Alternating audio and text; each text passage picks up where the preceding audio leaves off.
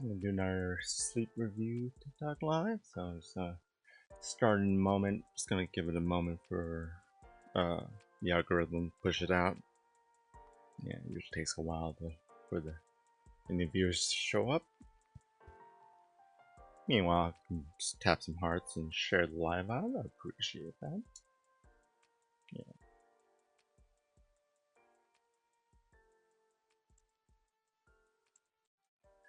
Oh, cool. Cool. All right. So what's a sleep review? Okay, so this is a sleep review TikTok live, basically meaning I basically meaning I take a look at last night's sleep.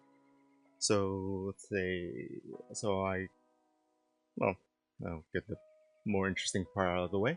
I live stream my sleep apnea treatments, so I'll show you that real quick. So this is the latest video on my TikTok right now. Is this time lapse?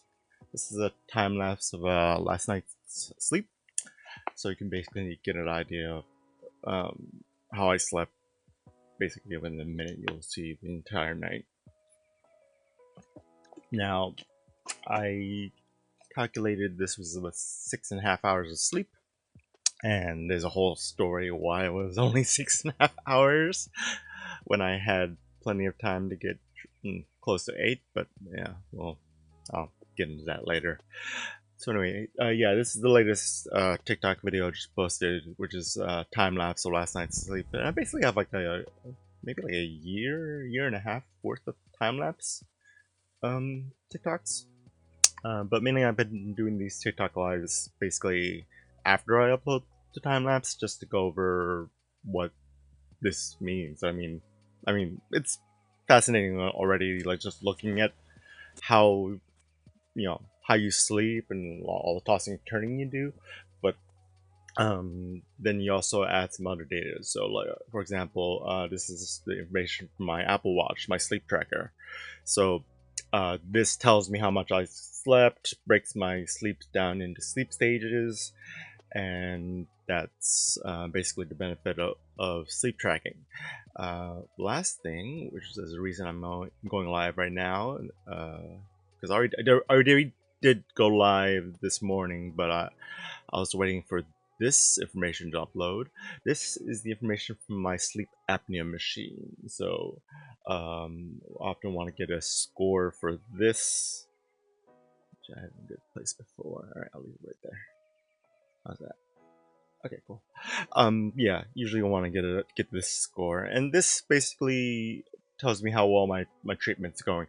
So the gist of my whole TikTok and everything is I live stream my sleep apnea treatment. So that's what's going on behind me right now. So basically, I'm hooked up to a sleep apnea mask. That's what I'm wearing underneath all that fun stuff. And this hose over here goes all the way to this sleep apnea machine, which is treating my sleep apnea. So before anybody asks, what is sleep apnea? So sleep apnea is a sleep disorder which affects a lot of people, many of them undiagnosed. But the basic way sleep apnea works is a closure of the airway while the person is sleeping. So let's say you're a person with sleep apnea, their airway closes while they're asleep. Well, let's say they're breathing in and out, and the airways partially closed. What does that sound like? It sounds like snoring. So actually, that's the most common symptom of sleep apnea is loud snoring. So often people with sleep apnea will snore, but again, not all snoring means sleep apnea. The apnea part of sleep apnea is actually the more serious symptom to look out for. So an apnea, hey, too, 21 days. I don't know how how anyone's insurance works for that matter. I have no idea. Yeah, it's yeah, I'll go into tangents about how the U.S. insurance system works, U.S. health insurance system works in terms of like getting treated for sleep apnea. But yeah, it's but if you're Can you just return it? Oh, that's your question. All right. That's actually an interesting question to start on. Um, I mean, talk to your doctor. I mean, shouldn't be asking me. I mean, your doctor is gonna let doctor your insurance. I don't know where you are, so I don't want to assume what you know. Uh, talk to them about it. I mean, if it's mild sleep apnea, maybe it's not doing harm, but just take it for someone who had severe sleep apnea that left it untreated for like 30 years. You know, it may be mild now, but you don't know how long you may have had it. So, it, and I say there's no harm in sleeping better. Again, it's your choice whether to bring it back if you don't want to do it. But my hope is to impart that sleep apnea treatment is accomplishable. I mean, that's all I'm trying to say. People ask me if I would I take surgery or keep sleeping like this. I'm like, I'm doing fine like this. I'm not gonna get under a knife. So yeah, honestly, talk to your doctor what your options are. Um, then you have to make the best decision based on your situation. Funnel. You use the CPAP machine, and is it better to sleep on the side or on your back? Universally, CPAP or not, it's better to sleep on your side, and I'll demonstrate. So, I was explaining what sleep apnea is. So, sleep apnea is a closure of the airway. So, the most common symptom of sleep apnea is snoring. The most dangerous is when the airway actually closes up fully, and that's an apnea. So, the more often that happens tonight is the level of sleep apnea. So Thu in the chat said they have mild sleep apnea. So that could be any number between, I would say, like 10 and something, 5 and 10 maybe. But I was diagnosed with severe sleep apnea, and my number was 70. That means 70 times per hour I would stop breathing at night. So yeah, more than once a minute. So that's just all that damage being done while I'm asleep. Dude, man, guy, I've been treating my sleep apnea for 6 years, so I think I know a little bit about sleep apnea. But yeah, you're welcome to challenge my understanding of sleep apnea. If you feel like you understand it better than I do, please keep me honest. But I will say I've been treating mine for 6 years, so I think I know my way around explaining sleep apnea. But again, if you have it on good authority that I'm wrong about something, please let me know how I'm wrong. But okay, so funnel hat. Back to your questions about whether it's better to sleep on your side or on your back. Now, just regardless of CPAP or not, think of your airway as this. So the thumb is like the back of my neck, and this is like my tongue and the front of my neck. So when you sleep on your back, your airway is shaped like this, and gravity is kind of helping all the tissues and stuff, like kind of close up the airway. So that's why sleeping on your back is so suitable to basically uh, exacerbate sleep apnea. So if you sleep on your side, gravity doesn't quite have the same effect, because it's your tongue is sort of like going that way. Your tongue, your soft tissues in your airway. So that's why sleeping on your side is so beneficial. That's the easiest way I can have to demonstrate it. So funnel, I hope that answers your question. And dude, man, guy, if you take any issue with the way I explain that, please go ahead and explain it better in chat, please. Slurn Dog, how many hours of sleep do I get per night? These days, well, 7-day average, I'm getting like 7 hours. So I've had better weeks.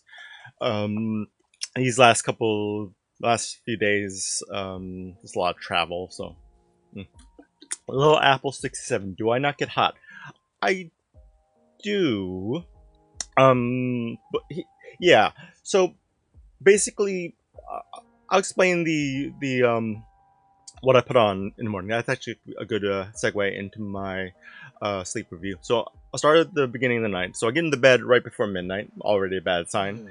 And all right, so first thing I'm doing right now, I'm putting on my sleep apnea mask. So this is the primary part of my uh, treatment. So what I'm doing is I'm hooking up the mask. I'm doing pretty much a practice run for sleeping. So I'm plugging it in. I'm doing the mask fit check. And again, dude, man, guy, if you're still here and you still think I have no authority to talk about sleep apnea, please jump in whenever you would like. I'm wrong. Okay, so the reason I do that is to verify that the mask seal is good. That means your straps are nice and snug, the mask is going to be nice and secure to your face, and so forth, so on. So that way you have effective treatment throughout the night. Now the rest I put on is all stuff that I've added on to kind of augment my own treatment. So just none of this stuff is given to you by doctor. None of the stuff after this. Okay, so after I do the test, I'm gonna put on noise canceling headphones. So the AirPods to, hey, the F30i. Yes, you are correct. That is the F30i. Okay, so I put on noise canceling headphones. So obviously, a lot of people find these little, obviously, prefer sleep nothing. This I'm putting on right now is a chin strap. I found that sometimes my treatment would get derailed because my jaw would drop open and slip out of the mask. So everything good about the F30i user. The only bad thing is my mouth tends to. Sleep HQ sounds super familiar. Remind me what that is in chat. And then the last thing I'm putting on is guy mask. So basically, Little Apple. All that is basically on top of my sleep apnea treatment. So I could have just stopped at the sleep apnea mask. After this is the bare minimum I need to get to bed with. JW, you had 0.1 last night. Awesome. All right, but like through trial and error, I've added all these layers just to make my treatment more effective. So yeah, it does get hot. It's definitely but you know, I like to sleep cool, so my pillows are buckwheat, and I sleep next to the window. So in the fall and the winter, it's nice and cool by my head. So yeah, I wouldn't say my head gets too hot. Okay, Funnelhead, yeah, another question about drooling. Okay, mouth tape and sleep apnea treatment are probably not super compatible, with maybe one exception. Let's say you're given a nasal mask. Yeah. Okay, yeah. I do know about Sleep HQ. I also know about Oscar. I am currently in an eBay dispute with the seller trying to get my SD card that I paid for 2 weeks ago, and as soon as I get that, I'm able to break down some more information. Yeah, I am familiar with that. It's just been a while since I've downloaded, because a lot of that information was way over my head. But sometimes in these lives, people want more specific information. Wouldn't be that bad to have that on hand. So mouth taping and nose masks might work, because if you, for example, are prescribed a nose mask, a nasal pillow, or nasal mask, you are probably someone who primarily breathes through your nose when you sleep. Me, I'm a mouth breather. I breathe through my mouth at night. So if I what do you call it, cover up my mouth with mouth tape, I know it's not like 100% airtight. It's permeable in some cases. That's still affecting a major airway. So what it would be. I wouldn't add mouth taping to your. Yeah, like I'm comfortable adding all of this to my treatment, because none of it like severely changes the way my treatment works. The chin strap is the closest I will get to anything like mouth taping. So the chin strap helps keep my mouth relatively closed. Now, it doesn't keep my mouth like completely closed. I can skip to a later look at my, you can see my teeth. So it's not to keep my mouth like lip sealed. It's meant to keep my jaw from sliding down, because I noticed with this mask, if my jaw slips open, my bottom lip will slip out of the mask, and I'll have a high leak night, and that will just derail a night of treatment for me. So that's the reason. That's the only thing I would recommend on top of full face um, treatment is adding a chin strap, because that's very non-invasive. Hey, Mr. Mystic Escalante, good to see you again. Oh yeah, yeah. Oh, yeah. Yeah, you're welcome. Yeah, in the last live, I gave you a bunch of tips. So I might give you some more. Right now. Hey, in the bin. Do I worry about balding scalp? Not really. No, I mean, I I don't think receding hairlines are in my family gene, but um, talk to me in a few years, and I'm like, oh, should I start on minoxidil? So that's the only thing I'll say about that. Okay, so back to sleep review. Insane managed to make a no. You know, Timothy, this is not my job. This is actually a hobby. So it would be great if I could monetize the 8 hours of the day that I'm asleep. But right now, this makes me barely a few pennies to scrape together. You can hear the sound of those pennies right now. There they are. Sleep breathing and jaw therapy. I think I know what your TikTok's all about. Have I looked into myofunctional therapy to help my tongue posture and breathing? I've heard of it. I don't know what to make of it yet. I'll remain open. I'll remain open minded about it, but I just don't know if I want to like go down that avenue. But thank you for bringing it up. Yeah, but if you have some resources you want to point me to, you're welcome to DM me. And I'll be lovely to. Would be yeah. If you drop me a follow, I'll follow you right back. Yeah, I'm assuming your TikTok is on topic as well. All right. So people who don't struggle with sleep apnea don't really know how torturous it is. 100%. That is one of the reasons why I live stream my sleep apnea treatment.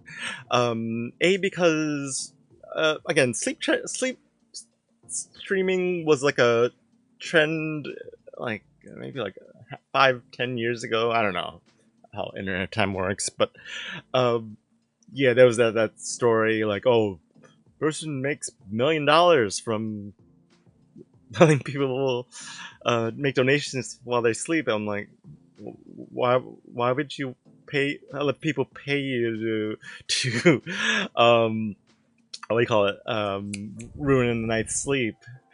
Yeah, Ben Simon, I have sleep apnea. So that's a sleep disorder which causes my airway to close up at night. And the main symptoms of sleep apnea are snoring, as well as sensations of choking, holding the breath, things like that at night. So it's a sleep disorder, and that's what I'm treating on this stream footage I'm playing back here. Oh, user, what was my AHI when I was tested? 70. So more than once a minute I would stop breathing. So that's how severe my sleep apnea was. I was basically in denial. I was convinced by my own stubbornness that was just snoring, and I got my diagnosis like severe. Like, okay. Uh, did I study my no? Did I do my study? No. I did it in lab study, so it was pretty conclusive. Didn't have to redo it. I did a second study like 5 years after, so that I didn't have to do a follow up that right away. Jack, you're asking about something I don't know about. If you can explain what that is. Period. You were at 8 episodes per hour, but you weren't able to tolerate the machine. I'm sorry to hear that. So I guess you're not on the machine anymore, or yeah. Dot or period. You maybe explain a little bit. Yeah, it's totally understandable. A lot of people don't do give up on their treatments. So 100%. It's yeah. If Za's pizza, I mean, yeah, great, but carbs and all that. All right. Work in progress. You have a question. You're a mouth breather and you're suffocating through your nose. Does the machine help? So you're not on. So you're not. You don't. You haven't been diagnosed with sleep apnea. So um, I don't know. I don't know exactly. So again, mouth breathing, mouth taping. Those are topics I'm not very comfortable touching on because I haven't personally tried them, so I can't give you my personal advice. Nor is my advice any more valid than any other random person on the internet. So the only thing I would say work in progress is if you feel you might have sleep apnea, which again I'm gonna be describing sleep apnea multiple times during the stream. Trust me. Uh, you can hear if there's like warning signs. Okay, Piers, so you explain your situation a little more.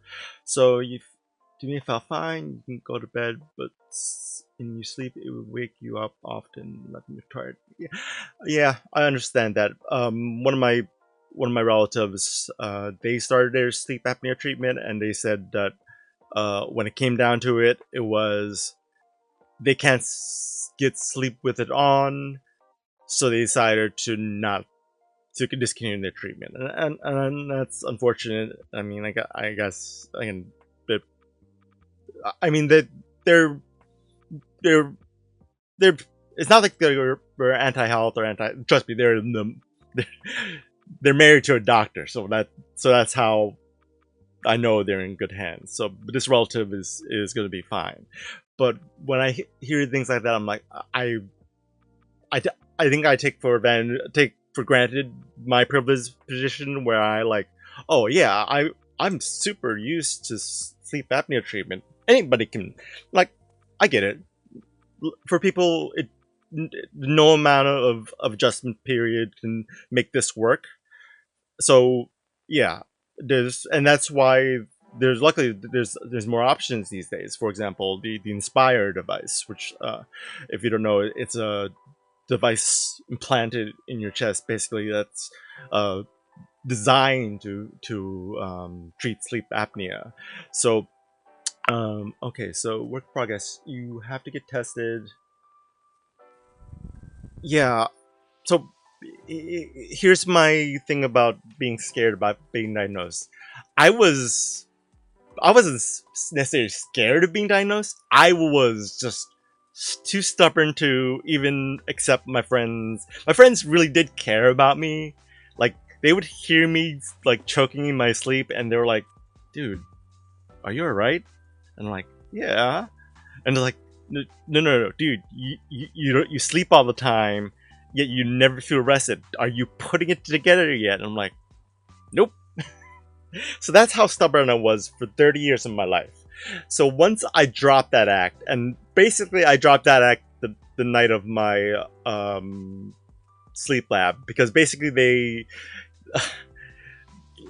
apparently this is pretty common, but if it's super obvious that you have sleep apnea during your sleep study, your sleep test in lab, they come in the middle of the night. They might wake you up and like, okay, we're gonna put this mask on you. This is the perfectly normal part of the test. Okay, go back to bed.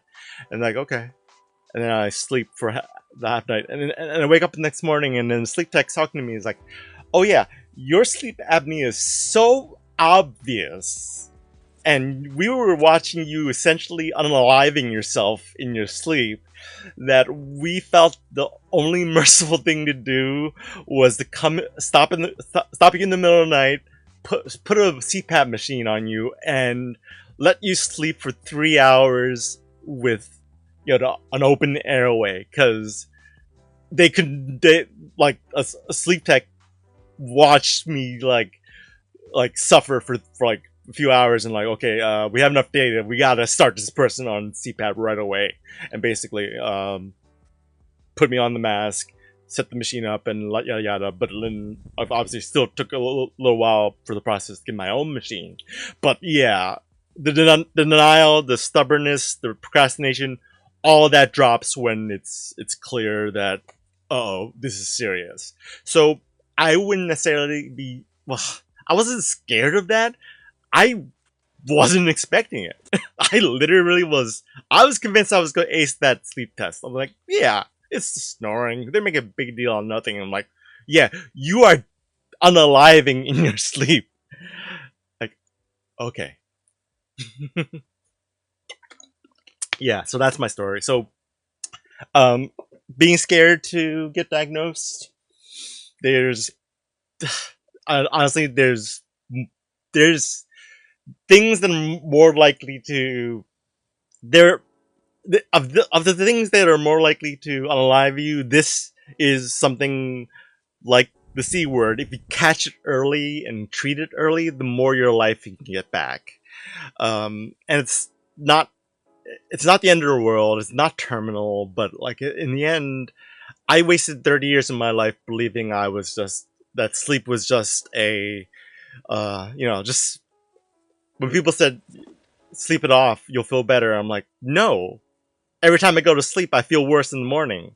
So, yes, I have a bi-level. Yeah, that's a BiPAP. Um, yeah. So basically, people would tell me, "Yeah, go sleep it off," and I'm like, "You need more sleep." I'm like, "I don't. I'm just gonna run off caffeine and insomnia for the rest of my life, and I can't take back those 30 years of my life anymore because it already happened. Now all I can do is just go forward the best way I can. In lab, I would 100% would recommend in lab given the choice. The only situations I would say to do at home would be if you have someone at home who would be comfortable like helping you hook up all the sensors and stuff, because you'll have to probably stick some electrodes and pads into places that you might not be able to reach yourself. Um, so it's better. So I would only do the at-home test if you have someone, to like help get it out. And my relative, who I explained earlier, they're married to a doctor, so obviously they're more than qualified to do the at-home. Okay, so yeah, that's my that's my little rant about sleep labs and being scared of being diagnosed. Because honestly, user your doctor gave you at home that is garbage. Yeah, I mean, again, I've never taken an at home test, so I can't tell you from personal experience. But in lab tests, if you're given the option, take the in lab. While it might seem tempting to, oh, I could sleep in my own bed. It's like in lab is basically you're sleeping in a hotel room. If you ever slept in a hotel room, it's an unfamiliar bed. You know what it's like. And then just a sleep tech is in our room watching you sleep. So usually you think you have mild sleep apnea, but you don't need CPAP. It's possible. Again, I've heard some stories in my chat about people like saying their sleep apnea is so mild that or so little that they're not given a machine. So then they can explore like the other ways to address sleep apnea. For example, side sleeping is probably one of the best things. Was it annoying being hooked up? And not really, but because basically the sleep tech was monitoring me the whole time. So if I tossed and turned and something came off, I'm sure they would have come in the room and like stuck it back on or something. So you don't know what to do next. So user, I mean, if you, so your sleep doctor gave you a home test and you think it was garbage, and you think you have mild sleep apnea, but they didn't give you a CPAP.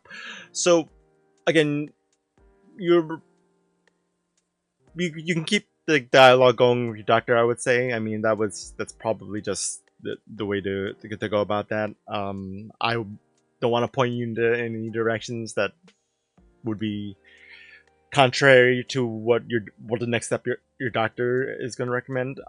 Honestly, I wouldn't know where to go with the case of mild sleep apnea. The one thing I would recommend is I was discussing side sleeping before. So if you want to maybe look into like solutions to convert you into a side sleeper, then that might be helpful, because side sleeping is the way to avoid most the the posture that's most susceptible to sleep apnea.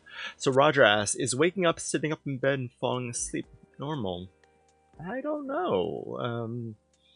Sitting up in bed. I mean, if I, yeah, I don't know if I'm qualified to answer that question. User, you are correct.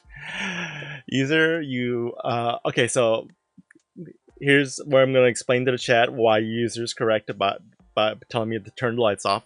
You're right. I'm an idiot. I'm an idiot for keeping the lights on because to get good sleep, one of the top 2 rules of sleep hygiene is to sleep in complete darkness. And what do? The opposite. And 2, keep your electronics out of your bed. So like your phone, don't put it on a little arm there. Don't put an iPad right there. Don't put a couple of streaming computer keyboards right here. You get it now? I'm an idiot. I sabotage my own sleep for views. No, user. Okay, you that last part I was kidding, but user, you are 100% correct. Sleeping in the dark is one of the top 2 rules of sleep hygiene, and I break those rules, and I'll explain to you why. I live stream my sleep apnea treatment. That's basically the gist of my whole deal. So that's why the lights are on. Basically, I've slept with the lights on for the last 3 years, and an eye mask is doing it just fine. Mine's decorated with Snorlax, so I can even make a brand out of it. And the monitors, yes, the streaming computers are right.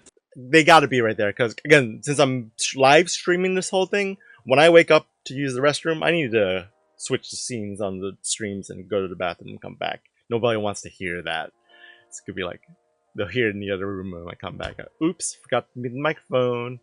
Yeah, so user's probably not still here anymore, but I did want to. Yeah, people are gonna come in my chat or my comments and tell me to turn the lights off, and I'm like, yes, I 100% agree. That's the best advice to give anybody.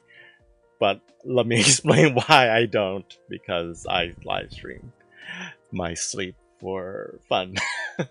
Glenn, your machine just got shipped and you're ready to have a better quality of sleep. Well, congratulations. When it gets there, good luck with it.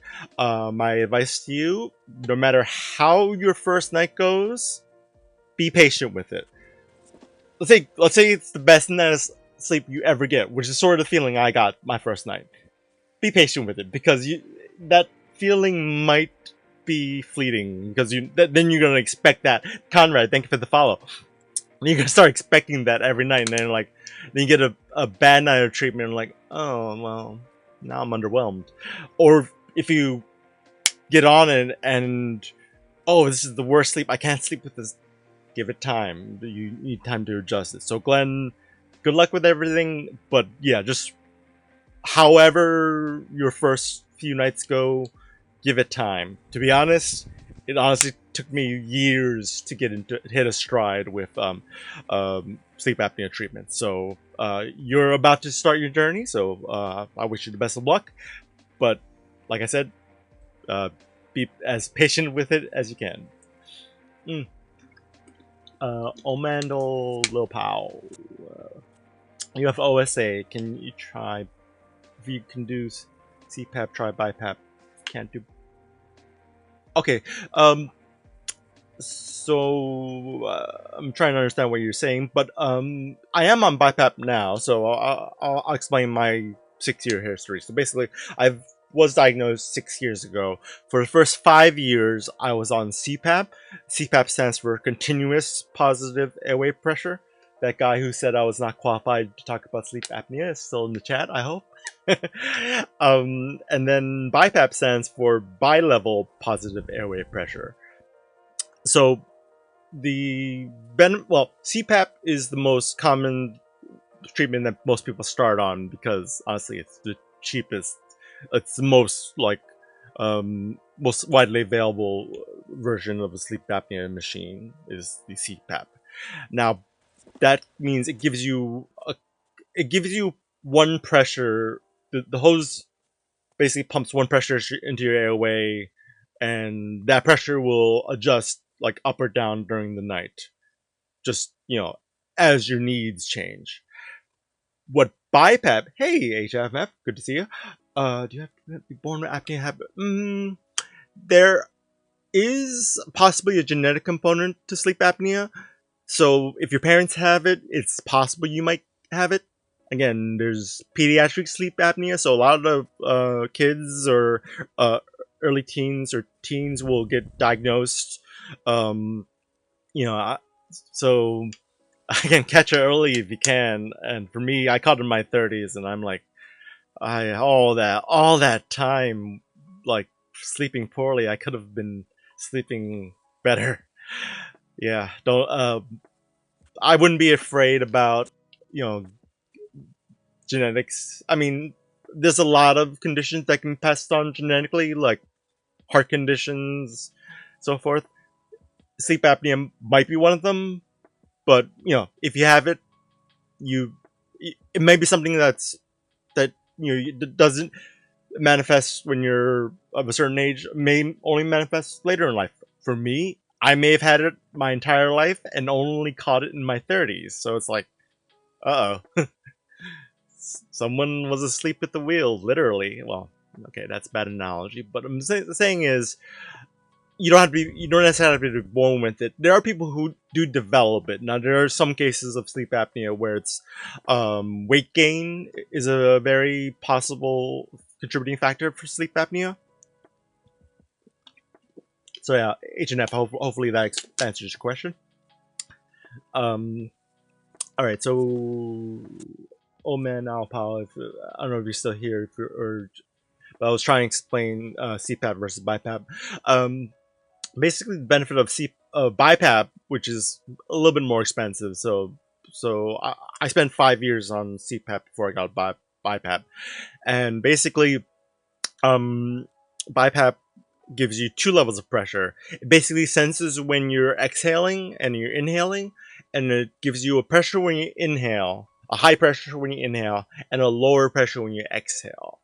So both are tuned to keep your airway open, but the inhale pressure is lower, so that way the exhale pressure is lower, so that way you're not like trying to exhale into a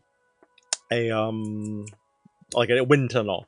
Mr. Whitman, how cold would it be under a thin blanket? That is a 20-pound weighted blanket, Mr. Whitman. So I am not cold at all, trust me. And in fact, I have I think I don't know what they call now. I think it's called the Sleep Me mattress topper. Basically, it's to let you sleep cool, but it also has a warming mode. So I usually have mine set to 98 degrees, which is body temperature. But that's awesome. Ooh, Pooh. Hey, you have a question. You just got a machine. You're getting used to it. And how do you deal with higher pressure causing mask leaks? Excellent question. I can answer that question right now. So check it out. All right, so I'm gonna stop time apps and go here to the beginning of my recording. So here's me getting to bed last night. Poop. Thank you for the follow. So first thing I'm gonna do is, so I put the sleep apnea mask. I'm gonna zoom in because this is pretty important to do a little play here. Oops, a little too close. Say hi to all the Pokemon on my nightstand. All right. So first thing I do is put on the sleep apnea mask, and now I'm not ready to turn it on yet. What I'm doing is running the mask fit check. So what you should be doing, I think you should be doing like this. May be only meant to be run occasionally, but for me, I think running this every night is the best call, because what I do is I run a fit check, and what it does is it pumps maximum pressure, like it gives you the full force pressure into the mask, and then it tells you if it leaks. If it gives you if mine, it will give you a green smiley face if it's a good seal. It gives you a red frowny face if it's a bad seal.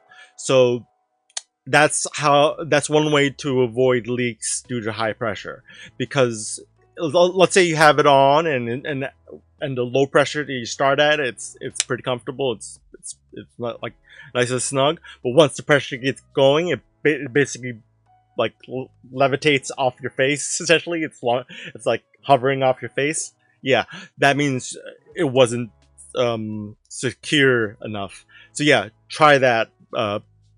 Poo. I don't know what to call it. Christopher, relax. LOL. Thank you, I guess.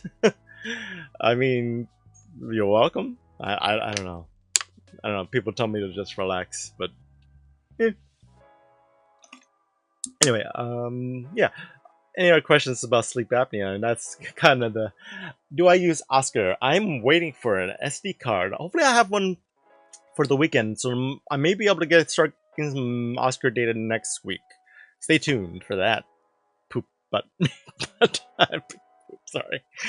Oh, these funny usernames. FC3. What's my pressure? Ooh, that's one of the reasons why I wish I had an Oscar on hand, because I can't pull these numbers, and the My Air app from ResMed does not give me these numbers. So, yeah, I was like, okay, I have this, but I don't know. I can't find anywhere on the app like what my pressure is set to. So there's that. Cool.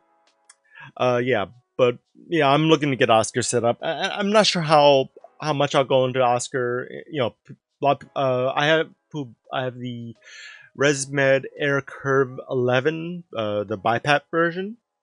So that's the one I'm using right now, and that's my score from last night. Now, if you take a look at this, 6 hours, 6 minutes of sleep versus 8 hours of usage. Yeah, it took me a while to fall asleep. That's basically my sleep review. Here, I'm in bed before midnight. This is why I don't keep your electronics in bed, folks. I was playing on my phone for half an hour.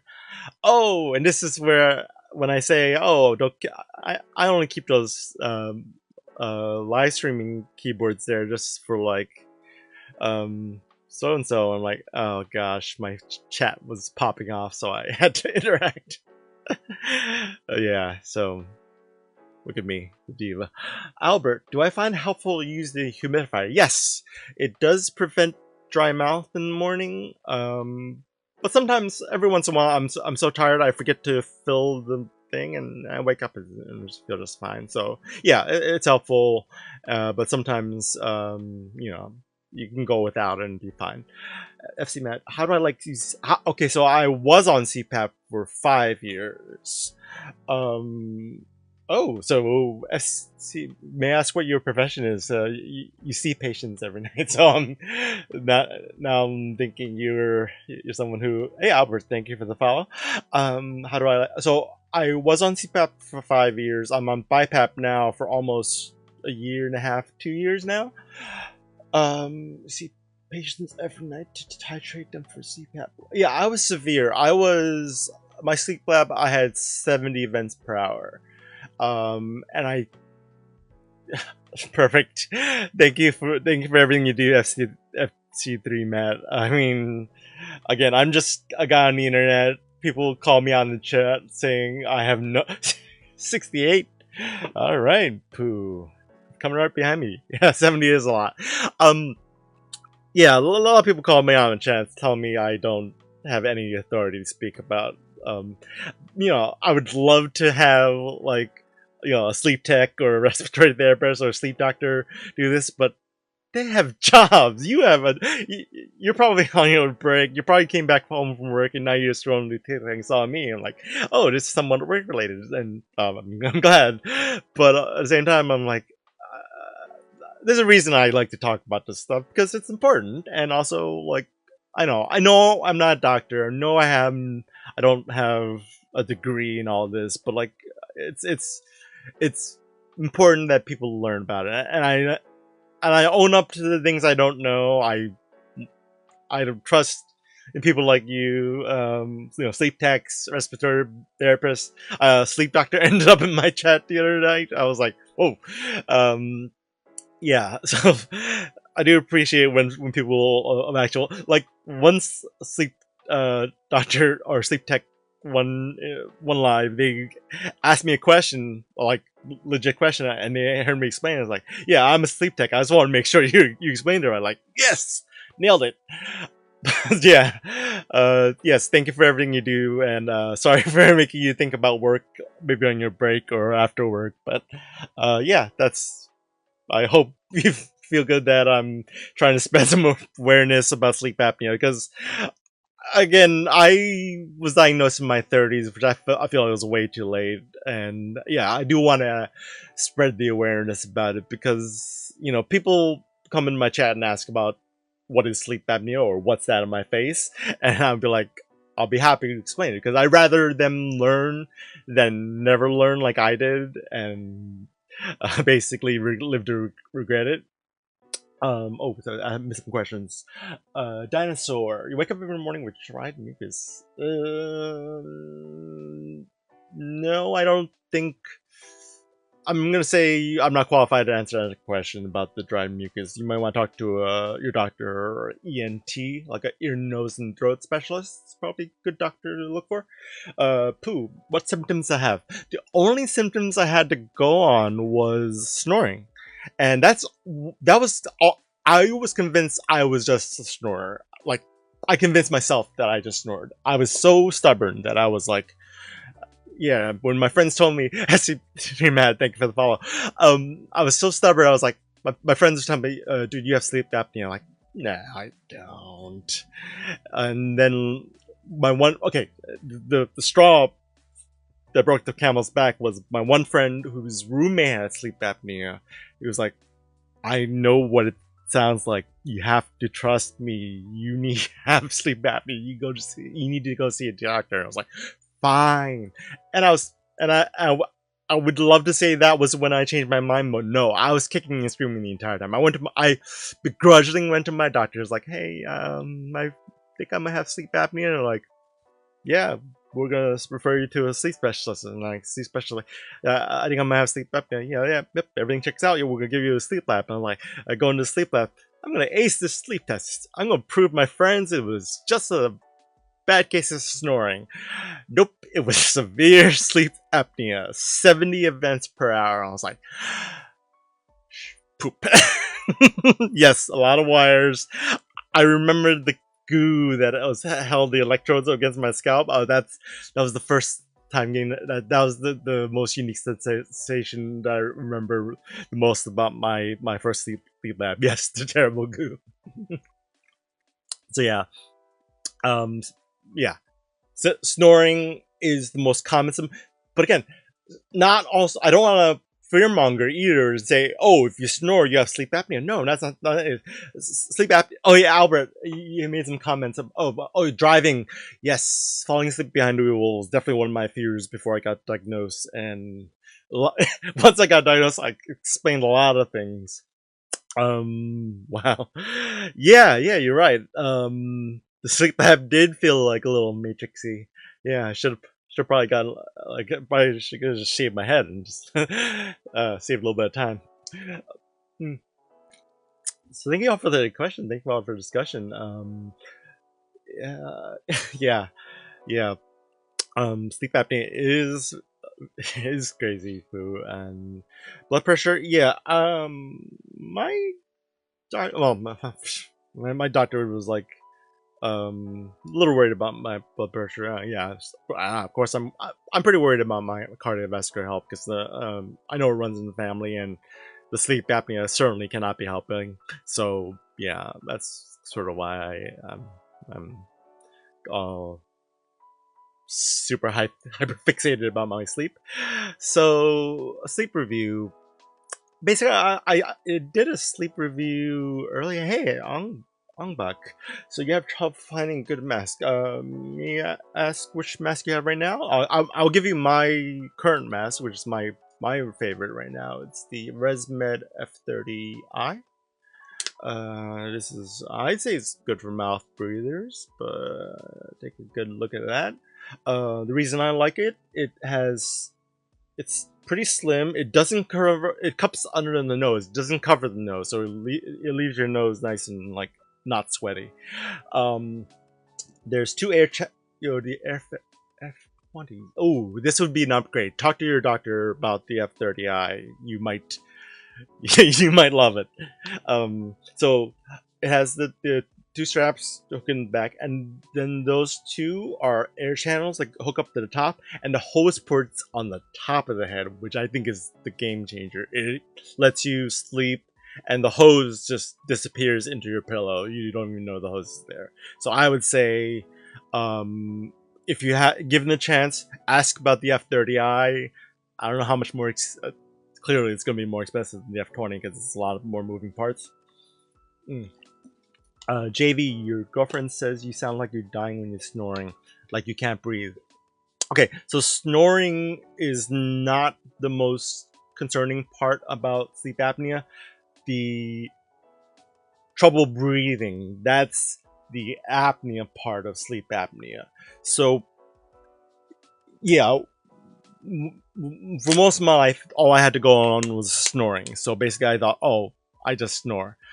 But it took some really concerned friends a lot of convincing to tell me that, hey, you stop breathing at night. It's serious. I'm like, okay, I'll see a doctor. Yada yada yada.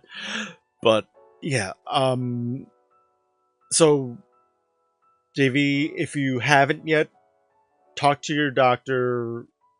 Get referred to a sleep specialist if you can, because it's one of those things you don't want to leave untreated for a long time. And I can tell you from someone who left it untreated for 30 years, you want to catch it sooner rather than later. And, you know, people look at this as like, oh, I understand why you're single. You sleep like a weirdo. Like, okay, calm yourself. The way I see it for couples, um, if if one member of the couple has severe sleep apnea and is keeping the other person up, treating the one person's sleep apnea is gonna help two people get better sleep. So let's think about it that way instead of, oh, you could be single the rest of your life because you sleep like a weirdo. I'm like, no, I'm gonna be single the rest of my life because I live stream myself sleeping, and none of my partners are ever going to want to sleep. They had to sign like a waiver, like, okay, I'm gonna need your consent to use your image and everything. Like, all this to get into bed with you? Like, yes, you don't understand how I'm serious about the content rights. Okay, Albert, your question is about the Inspire. So I think the Inspire is a very inspiring development. That was a joke. That was a pun. That was a very bad one. I'm sorry.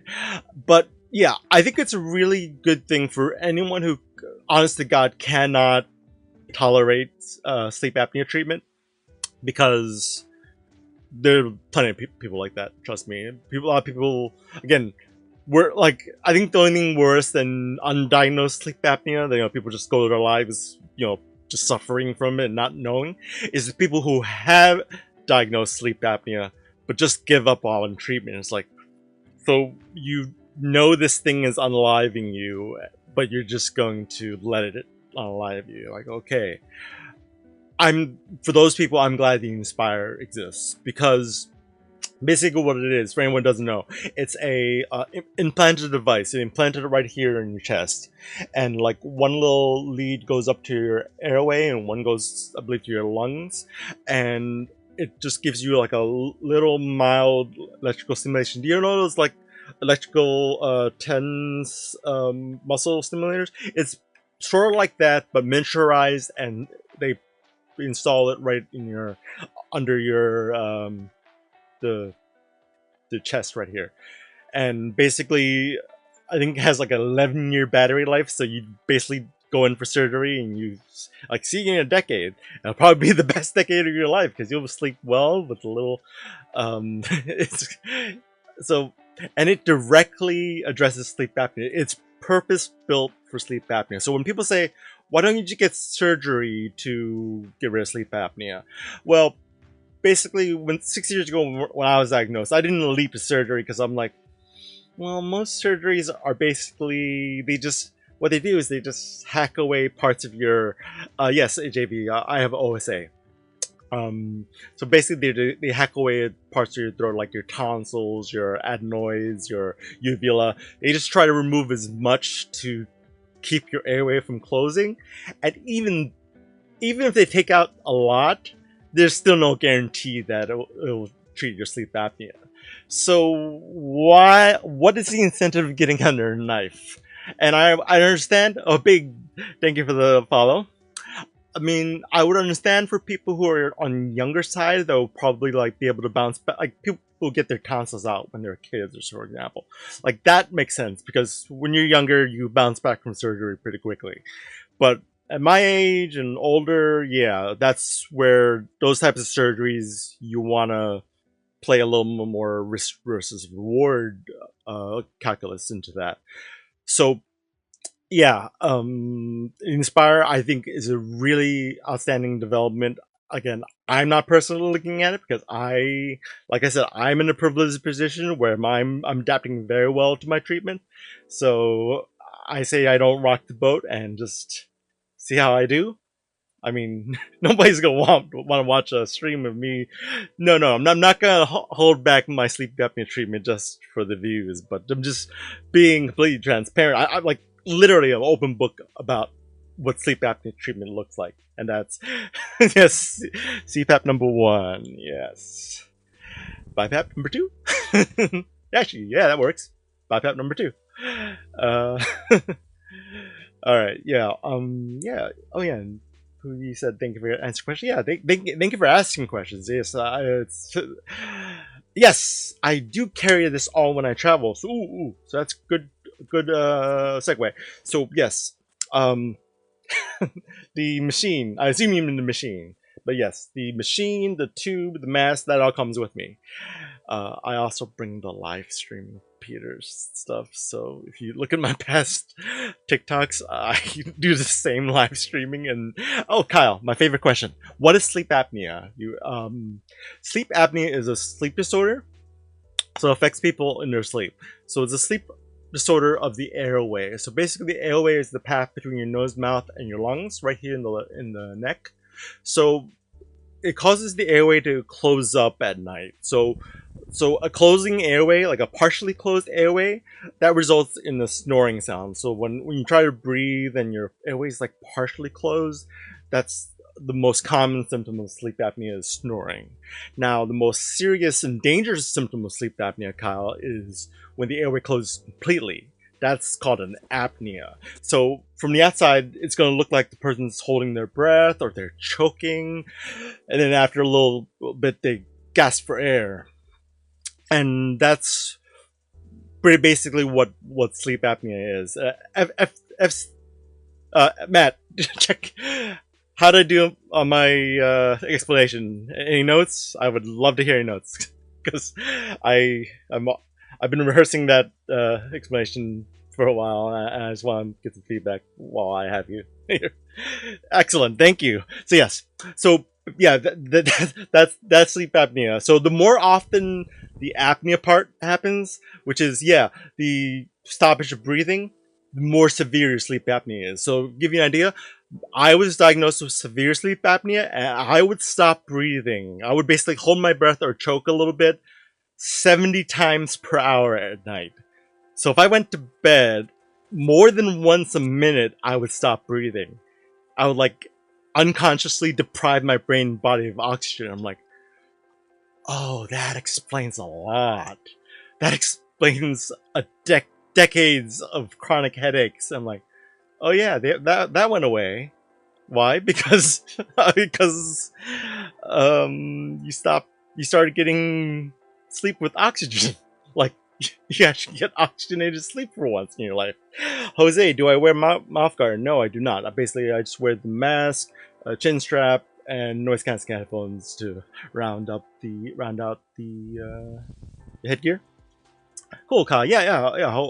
I'm glad to inform you of it. And again, snoring is the most common symptom of sleep apnea. So it's if you know you snore, if you're someone you know snores, you don't you don't have to be worried about them. Like you don't have to be like scared for them right away. There's the key part of sleep apnea you want to look out for. Like snoring is maybe like a yellow warning sign, but the big red flag for sleep apnea is something that sounds like a stoppage of breathing. So any reports of hey, it sounds like you stopped breathing last night. You good? Or it sounds like you're choking last night. Are you okay? It's like, oh, you woke up gasping for air. Do you even remember that? Like those type of events are things you want to treat as red flags. So when people tell you that, trust them. And if you don't know whether or not you do that, there's a few ways to do it. The Apple Watch, for example. I'm not being paid by Apple to say this, but the Apple Watch can detect breathing disturbances. And look, no breathing disturbances. But I thought you had sleep apnea. Well, this is breathing disturbances for a person who's treating their sleep apnea. Because I'm treating it, my breathing disturbances never go up. But I've seen people post their sleep apnea warnings from their Apple Watch, and they're like way up here in the stratosphere. So yeah, there are sleep tracking ways to detect it. The Apple Watch does it. The Samsung Watch does it. I believe the Aura Ring does it too. B, you're pretty sure your dad has this. It goes silent for a couple minutes, gasp for air. The gasping for air is definitely one of those red flags that we say, hey, again. So here's what I say about snoring. I'm assuming your dad snores, but I don't even want to draw attention to B because, like I said, snoring is one of the most common symptoms of sleep apnea, but it's not the most dangerous part. Certainly, it's a nuisance, and you can prevent other people from getting sleep. But we'll put that aside for a moment. It's that stopping breathing that is super concerning, because but when if you're gonna approach your dad about it, don't make it about snoring. Make it about the breathing, because it's if it sounds like they're choking gasp for air, that's not normal. And that is something to be concerned about. And if again, I will in my 30s, I was stubborn. My friends told me I would stop breathing, and no BS. And I kind of wish I took them seriously. You gotta have just approach them with the utmost, concern for the health. And these were friends I trusted. I knew they had my health. They were legit concerned for my health, but I was just too stubborn to hear it. But if anything I can impart is that, you're gonna don't time's a factor. You don't want to catch sleep apnea too late, because for me, I don't know. I mean, 30 years of untreated sleep apnea. I mean, I can't take that back. I can't undo that. I wish I can go back to 20 years ago and say, hey, you had sleep apnea. The next 20 years ago was so much better if you just go to the doctor right now. I'm like, I can't do that. I can't send the message back in time. Couple of questions. Oh, so B, I'll answer a follow-up question. Do I have to sleep with the machine for the rest of my life? Maybe. I'm content with the fact that now that I'm sleeping with the machine, I'm probably, if anything, I'm adding years back onto my life. Like the decades I spent with undiagnosed, untreated sleep apnea were years that I can probably now add back on to my clock, because because I'm treating it. And is this the rest of my life? Yeah. Hey, if it works out to a positive outcome, if I live to be let's say I live to be 85, but I have to sleep like this. But okay, so like, well, I don't want to sleep like this for the rest of my life, so I'm gonna not sleep. Oh, so you don't only want to live till you're 45? Got it. Like, wait. The answer is you always want more time.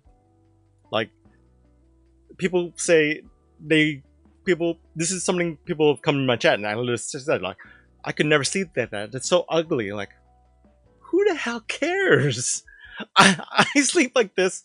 I I live stream it. I'm not embarrassed, and and like it's saving my life. I probably saved off early death, early unaliving because of just treating it. Hey, what is sleep apnea? So sleep apnea is a sleep disorder which causes the airway, which is the path between the nose, mouth to your lungs, basically here in the throat, to close up at night. So when the airway closes up partially, so think of it like this: if it closes up partially, and the air passes through, it will cause a snoring sound. That's basically what snoring is. So snoring is the most common symptom of sleep apnea.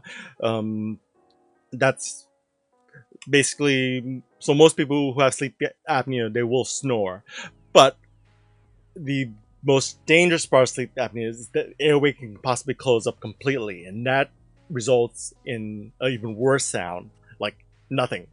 Like, imagine you're hearing someone like breathe in their sleep, and they're like, all of a sudden they stop for like minutes or moments, and they're like, are they good? And then they gasp for air, and all the while like you're like watching this and like, and then they wake up next morning and they have no idea that happened. That's sleep apnea. I'm again, snoring. If it's a snoring, it's the that's probably a medium yellow flag about maybe. But if someone tells you that you stop breathing at night, take that warning seriously. It could literally save your life. This again, talk to your doctor. Don't go running to a sleep doctor because I said so. Talk to your doctor. They'll let you know what the deal is. I'm just a guy on the internet. Your doctor is a doctor, and they're more qualified to get you referred to a sleep specialist. I don't hand out referrals. I would be stripped of my medical licenses, of which I don't have.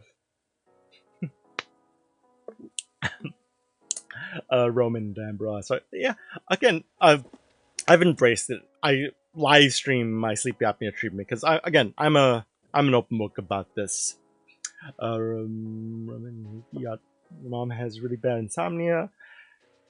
I mean, again, insomnia is one of the. It's also a side. It's also a symptom of sleep apnea because when you stop breathing a lot at night, one of those times is you eventually it might wake you up. And for me, a lot of people who get diagnosed with sleep apnea, they'll report, "Oh, I remember waking up gasping for air." Like, but I don't only like.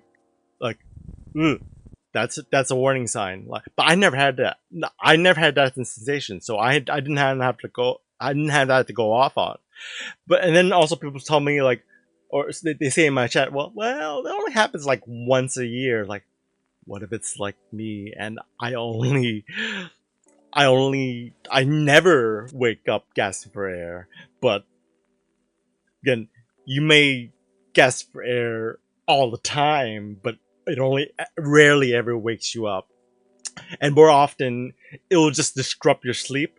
For me, it probably would just wake me up in the middle of the night, and I just wake up like, why the hell did I just wake up? And it was just because, oh yeah, because you were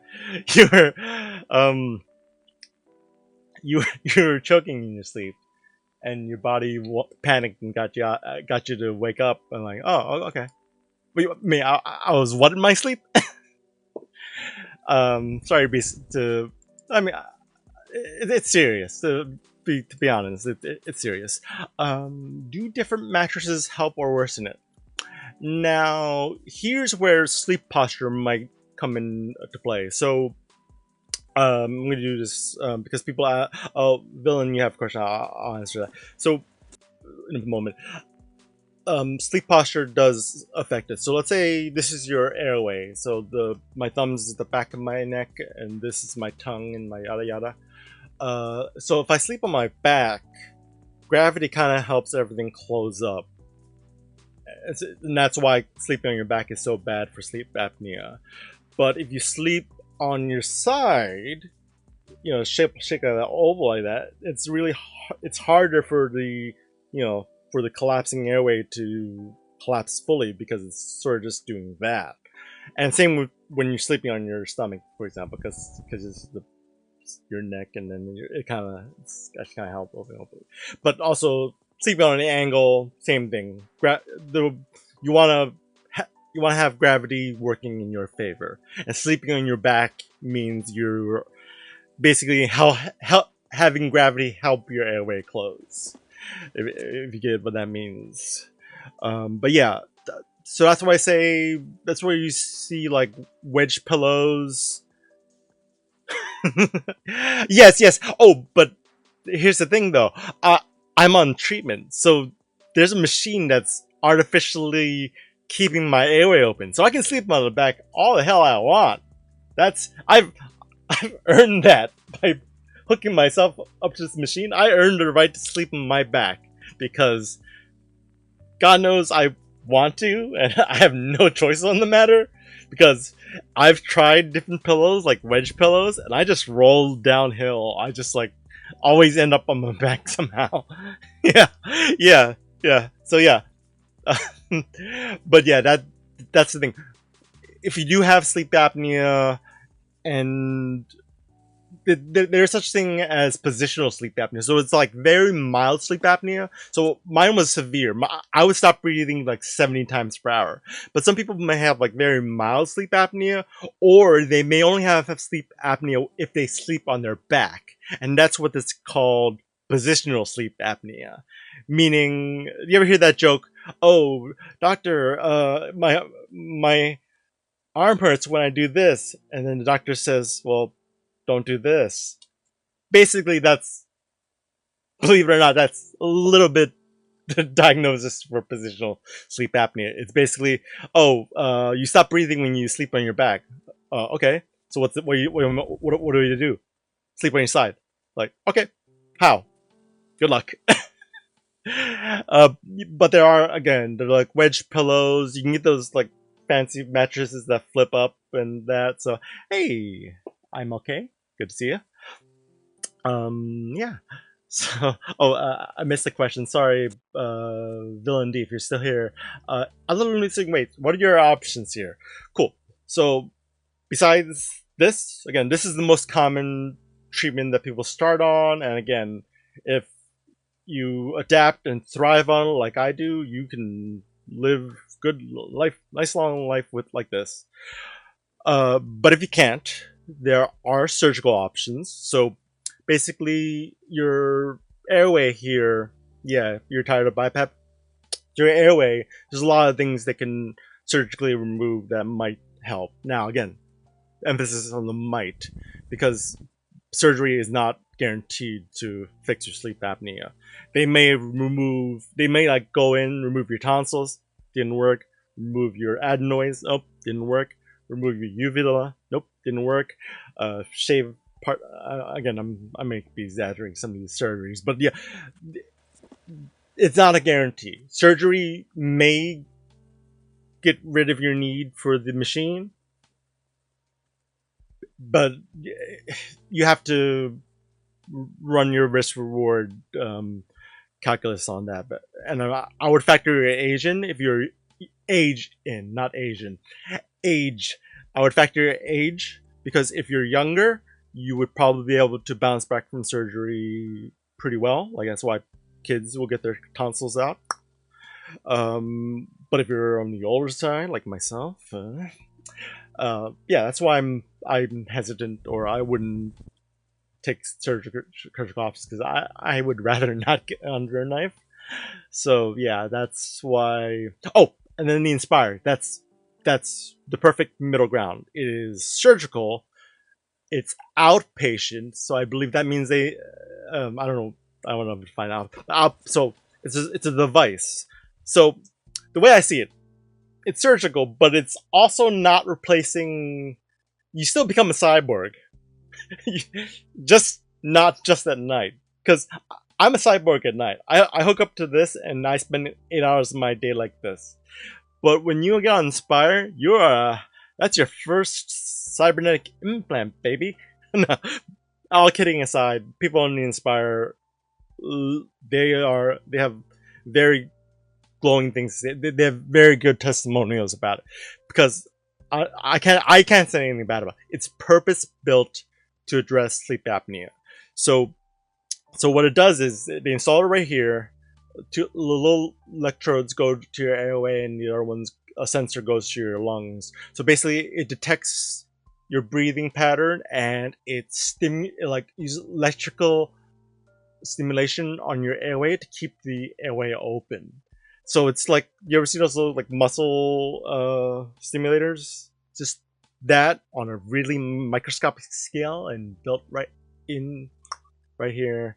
And apparently the battery lasts like 11 years, so you don't have like you go in for surgery today, and then you like, all right, see you in 2035, 2036 when we need to put a new battery in. Like, what? It's like, yeah. So that's so I would say Inspire would be an option if you are, not taking well to, CPAP, BiPAP, or alternatives. And if you, and again, you can weigh your other surgical options, because maybe you are a good candidate to get your tonsils out, and it might even be beneficial to you. But again, that's for you and your doctor to figure out. But the Inspire, yeah, if you are a good candidate for the Inspire, that basically, that's it. All this treatment is basically installed in your chest. You don't have to hook it up to a machine at night. What you do is you get this little remote thing, you put it here, and you go to bed like you normally would. That's it. So yeah, I don't want to like speak too much out of turn about Inspire, because obviously I'm not on it. I'm on this, but from the videos that I've seen about it, and basically how I've seen explained how it works, the Inspire, I think, is going to be really great for anyone who who have severe sleep apnea and just can't tolerate the treatment, or never could, or just, you just want to just be done with it and get good sleep already. I mean, isn't that the dream? Just to get good sleep? All right. On that note, I've been live for almost an hour and a half. Thank you all for joining me. I appreciate you all for the 2.2k hearts to almost 2.33k hearts. Amazing. Okay, cool. So I didn't do much of a sleep review. I did a sleep review earlier. By the way, my channel, which link to is in my bio. These TikTok lives are posted there. I usually post them there like a couple hours later. So if you missed any of this live, I put it up. Video on demand. It's a brand new concept. But yeah, check out my channel if you want to see the live stream. It's between 10 p.m. Eastern, ideally. That's when I would like to go to sleep, and 7 a.m. Eastern is when the live stream is on, and you'll get to watch this in real time. I assure you, it's more exciting than watching paint dry. You're watching someone sleeping. No, but yeah, basically, I'm windows open to the world. Everyone can come watch if they want, and I don't care, because I think it's more important that people see what sleep apnea treatment looks like than to have my privacy in my sleep. Oh boy, what have I done with my life? Well, we'll see.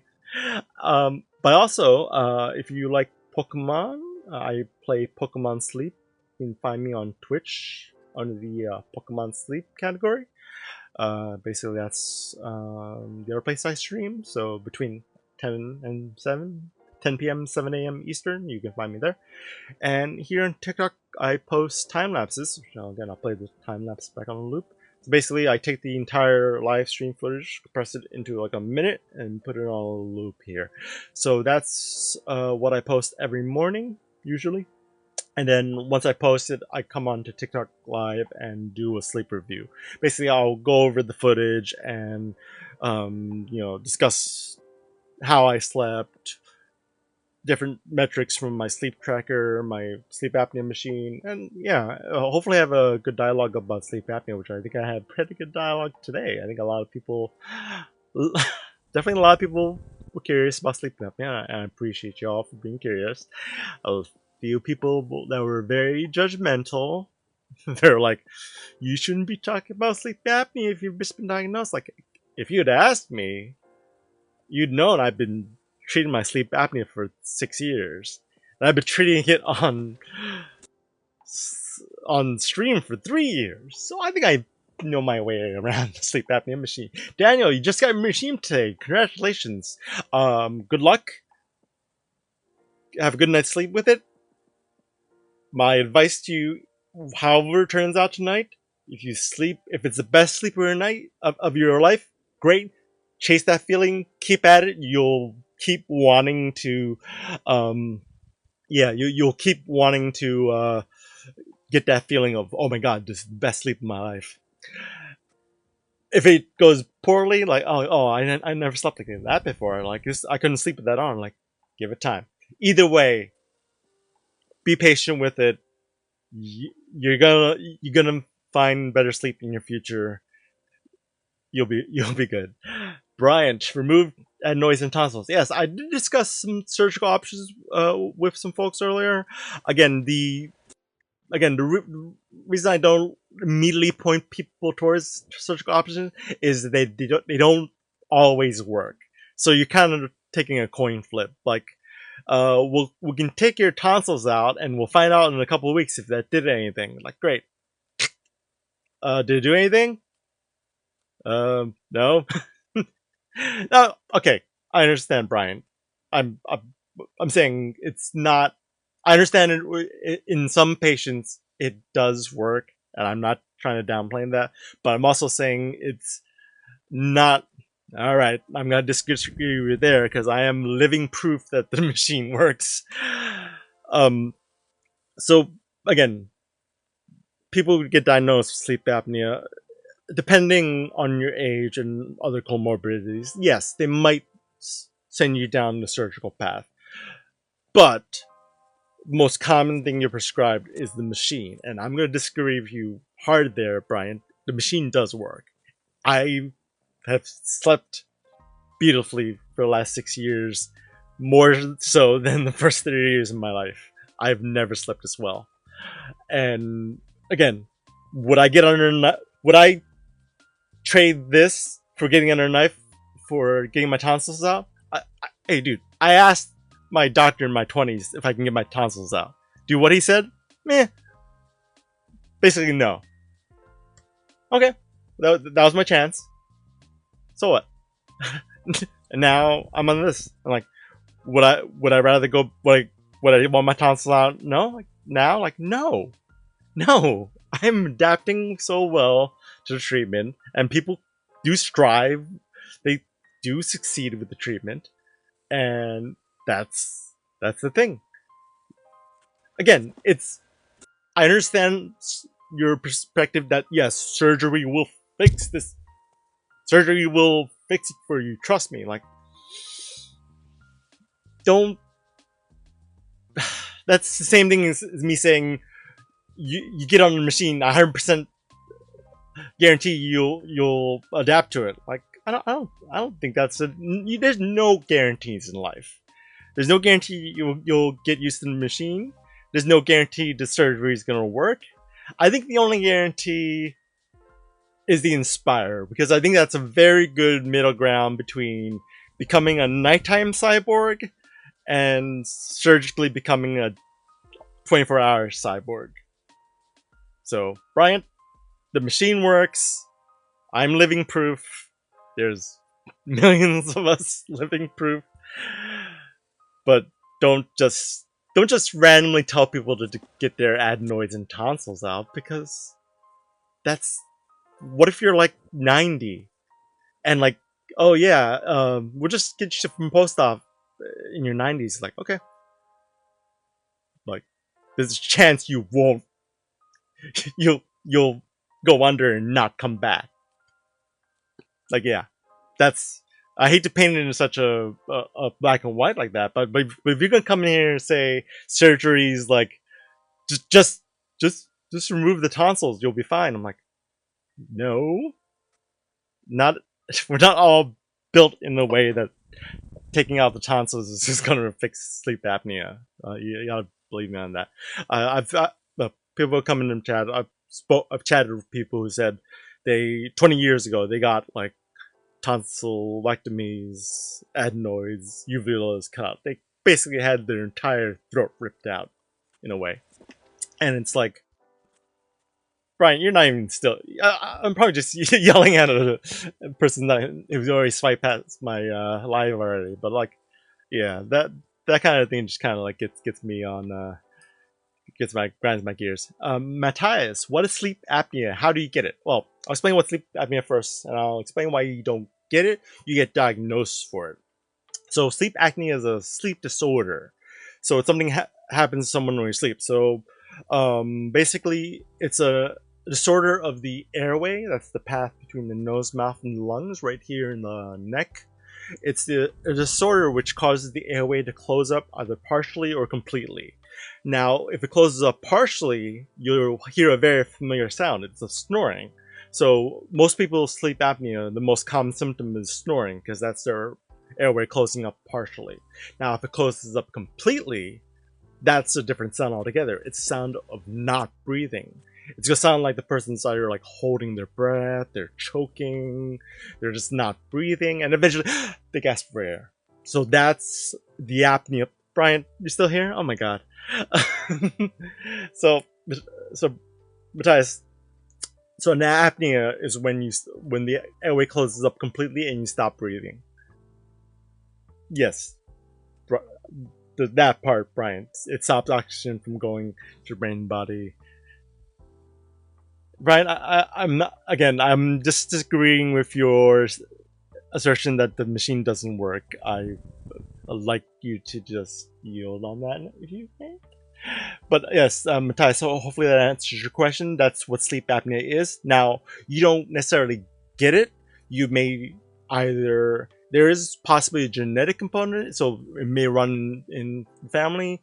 You may develop it as part of like weight gain. Weight gain can add, fat to the tissues around your airway, so that might cause you to develop sleep apnea at a certain weight. And some people, again, some just might just have it. So you don't necessarily get it, but when you do have it, it's important to get diagnosed with it. So a sleep apnea diagnosis is basically they'll come and, well, you either go into a lab, you'll sleep hook up to all this equipment, and they'll measure how you sleep at night, and they detect any of those respiratory events. They'll measure it and they'll tell you if you have sleep apnea or not. So Matthias, I hope that hopefully that answers your questions. And Bryant, yeah, if you still want to have like a discussion about this, you're welcome to. Again, I'm not trying to attack you personally, Bryant, even though I'm picking on you. It just, when you come in and say that the machine doesn't work, it's like, please, you're not helping. Yes, I understand your perspective. That's taking out swollen tonsils and adenoids is perfectly valid surgery, but don't just tell a random person on the internet to take their tonsils out. And I'm not a doctor. If you're a doctor, great. Tell us you're a doctor and tell us your medical perspectives. Let's hear it. But honestly, you don't want. The worst thing you can spread on the internet is misinformation, and I do my best to. Again, is it information for me to tell people about sleep apnea machines? Yes, because you're just feeding into big medical, big pharma. I'm like, okay, chill. Yeah, I know the U.S. healthcare system sucks. it's a joke. I get it, but you get the machine, you save your life, you move on. That's kind of the thing. But yeah, liquidity. Does the constant waking up ever affect your energy levels? Yeah, I would say so. So, sleep apnea. Yeah, sleep apnea will do that, especially if untreated, because basically you're depriving your brain and body of oxygen throughout the night, and the waking up, yeah, you're also breaking up your sleep and insomnia and all that. So yes, you definitely want to do everything you can to get peaceful, consistent sleep, liquidity. All right. Any more questions or comments about sleep apnea that I would want to get me riled up about? Yeah. Yeah, Brian, again, just calling you out for. Yes. Cool. Oh, so yes, waking up a lot. Yes, you do call out good points. So let me show you last night just as an example. In the orange, most this big orange spot is me waking up around 5:30. Now, yeah, waking up and segmenting your sleep can affect your energy levels, but it's possible that if you just like, I've done it where I've woken up for like this minimized time, like go use the restroom, come right back into bed, and boom, fall back to sleep. That's the best kind of wake up. This was more of like a wake up, sit around for a bit, play some Pokemon TCG, and then go back to sleep. It was one of those things. So yeah, and again, you'll see some different levels of sleep consistency in my past time lapses, but windshield. Do I do anything else than analyze my sleep? Yeah, I work a day job. Don't have much of a social life because I work all the time. No. Oh yeah, yes. I am into Pokemon. I also play Pokemon Sleep, which, believe it or not, Pokemon Sleep was the first Pokemon game I ever played. I literally played none of the card games, none of the video games. I got into Pokemon lore based on Pokemon Sleep. I play TCG Pocket. I don't play what do you call it? Well, I have some cards just for the collectability. If you're skinny, can you still have sleep apnea? Yes, it affects all shapes and sizes. It's not just, it doesn't just affect a particular body size. Granted, there is a link between weight gain and sleep apnea, so you want to avoid that. But yeah, it is possible to be skinny and sleep apnea because again, it doesn't just affect people who are overweight. It affects people whose airways are susceptible to clothing, essentially. Cool.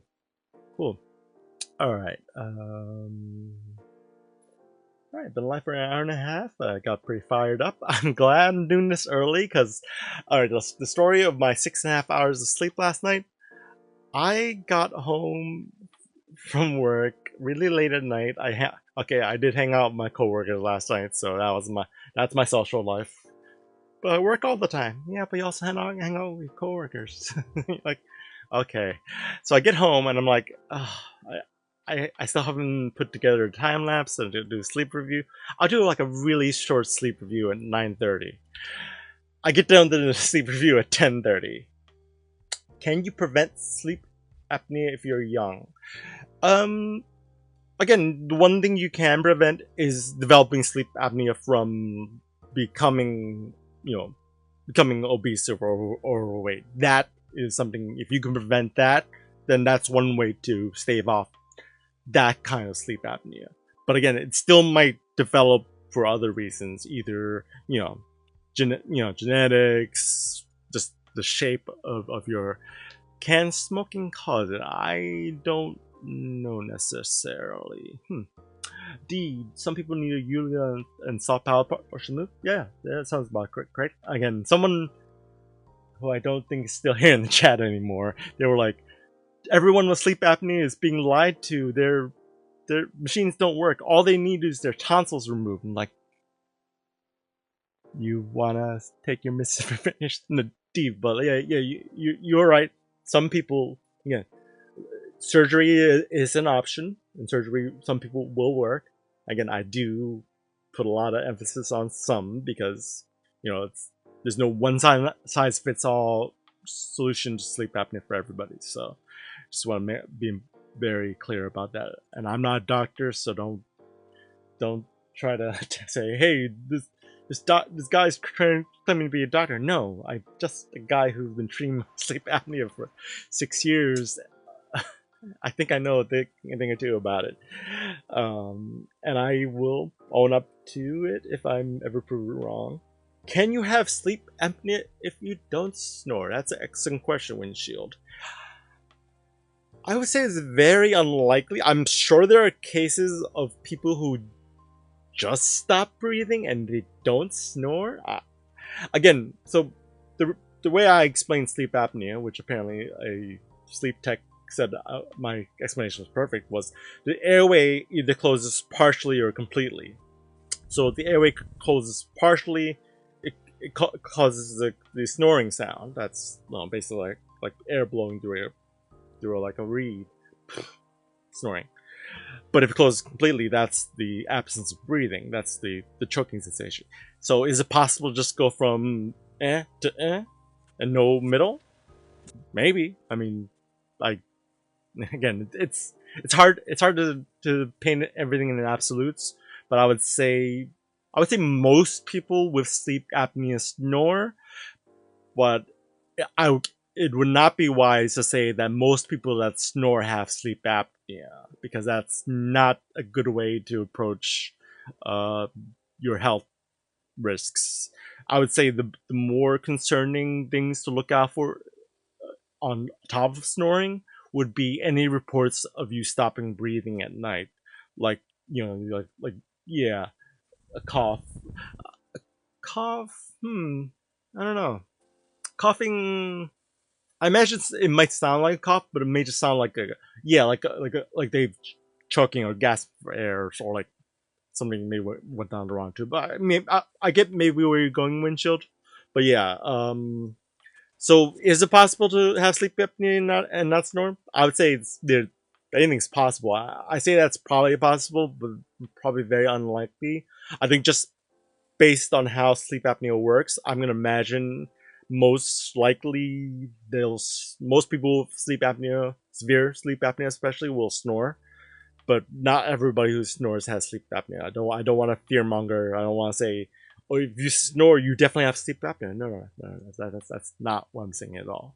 Well, either way, if you're concerned you might have sleep apnea, again, you can treat snoring as like a yellow flag, like maybe.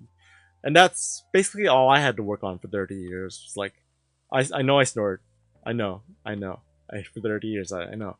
And then 30 years into it, they're like, my friends were like, you have sleep apnea. I'm like, no, it's just snoring, I swear. Like, you have sleep apnea, go to your doctor, please. And like, I go to a doctor, and then doctor says, yeah, we're gonna, yeah, you're gonna send you to a sleep doctor. And then, no, it turns out it's more than snoring. I have severe sleep apnea. And I was in that type of denial for the longest time. So you're concerned because you don't snore, but your mom has it. Yeah, like I said, there is a possible genetic component to it, but I would say it's not a guarantee. Like, lots of things, even if they're genetic, it's all just a likelihood, or it's like just increases your risks later on. It's not like you're doomed to have it. Flames, review my my sleep. 4 out of 10, 5 out of 10. I made some mistakes. I went to bed at around midnight. First mistake. I after on my phone for like half an hour. Second mistake. Got to bed around 12:50. My first win of the night.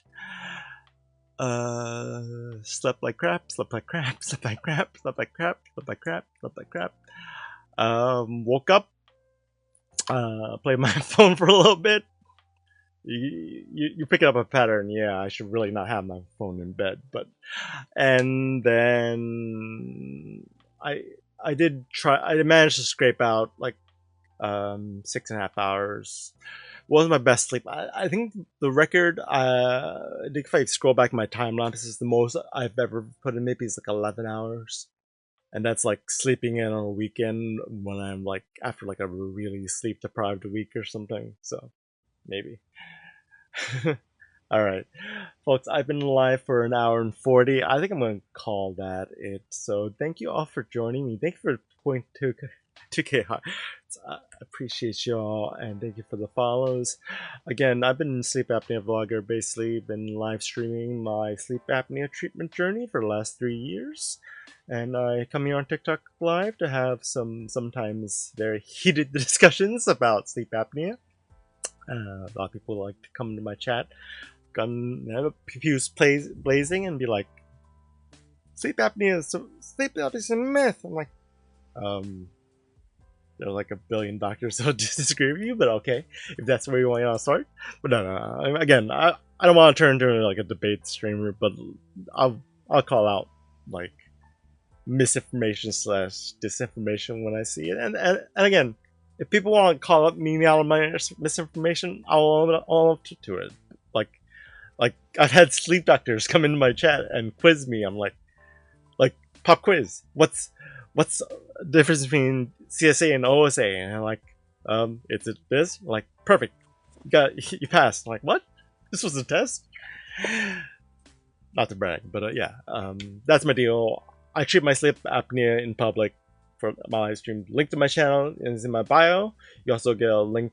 You can also check out my Pokemon Sleep gameplay on Twitch, and here on TikTok Live, I review my sleep. Last night was crap. I'm gonna make sure that doesn't happen tonight, because I'm gonna relax after this. I'm not gonna get myself all worked up right before bed, which was my mistake last night.